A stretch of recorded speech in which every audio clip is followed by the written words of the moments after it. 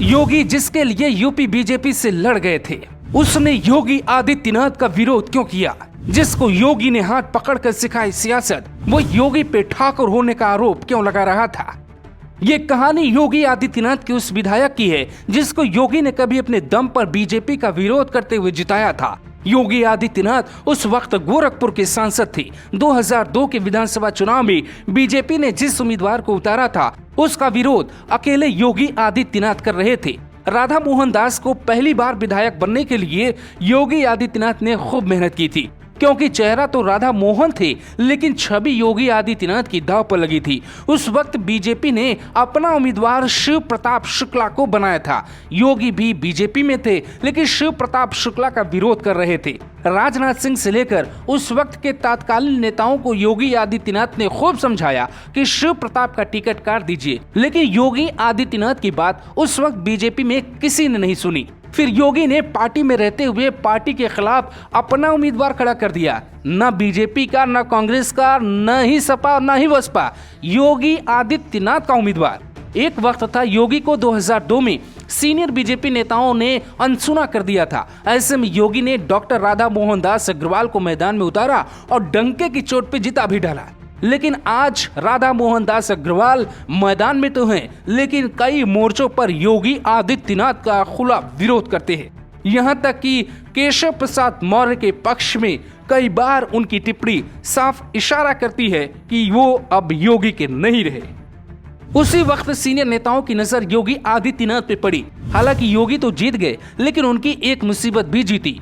विजेता विधायक राधा मोहन दास 2002 में जीते और 18 साल बाद बदल गए। 2020 में वो योगी सरकार पे ठाकुरों की सरकार का संगीन आरोप लगाते हैं। ये वही राधा मोहन दास हैं जिन्हें योगी ने हाथ पकड़ के सियासत सिखाई है।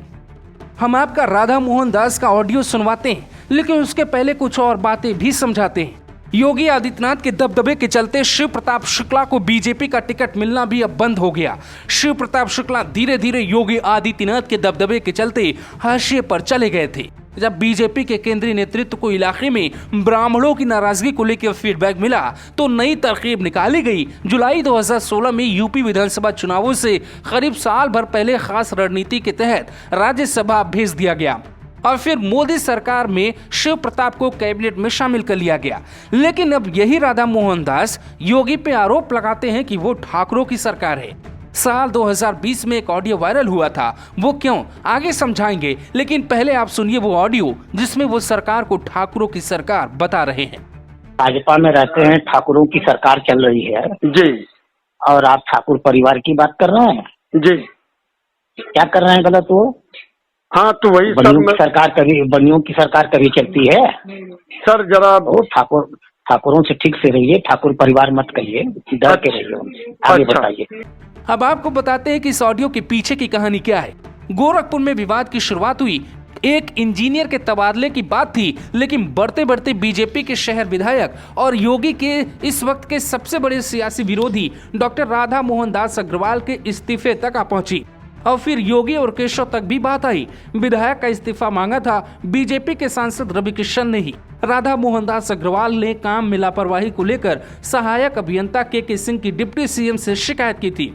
एक्शन हुआ, इंजीनियर को मुख्यालय में अटैच कर दिया गया। बीजेपी सांसद रविकिशन इंजीनियर को कर्मठ और भरोसेमंद बताते हुए तबादला रोकने के लिए पत्र लिखकर डिप्टी सीएम से गुजारिश करते हैं। देखते ही देखते रविकिशन के साथ इंजीनियर के पक्ष में बीजेपी के काफी ठाकुर विधायक भी साथ खड़े हो गए, जिसके बाद ही राधा मोहन ने योगी सरकार को ठाकुर सरकार कहकर एक बहुत बड़ा तंज कसा था, जिस पर विपक्ष ने खूब हंगामा किया। और वहीं से योगी आदित्यनाथ पर यह शब्द जुड़ गया कि वो ठाकुरों के पक्षधर हैं। लेकिन ये पूरा गोरखपुर जानता है कि राधा मोहन दास अकेले दम पे चुनाव नहीं जीत पाएंगे। हाँ, ये बात अलग है कि वो विधायक बनने के बाद योगी के एहसान को भूल गए। कभी इन्हीं के लिए योगी ने पूरी बीजेपी से बगावत कर ली थी और अब राधा मोहन जाति देखकर योगी सरकार पे हमलावर है। आप बताइए, क्या राधा मोहन दास सही कर रहे हैं? Bureau report, global Bharat TV.